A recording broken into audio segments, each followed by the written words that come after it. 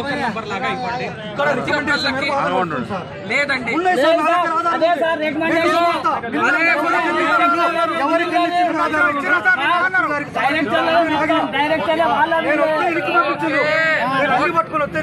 బాబు అరవద్దు, నేను చెప్పేది విను.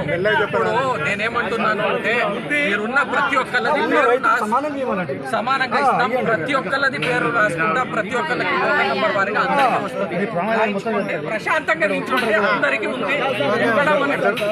మనకి 1200 బస్తా ఇప్పుడు ఉంది, ఇంకా 1000 బస్తాలు వస్తున్నాయి. ఇప్పుడు మన ఎంటైర్ జిల్లాలో 600 మెట్రిక్ టన్ మనకు బఫర్ స్టాక్ ఉంది.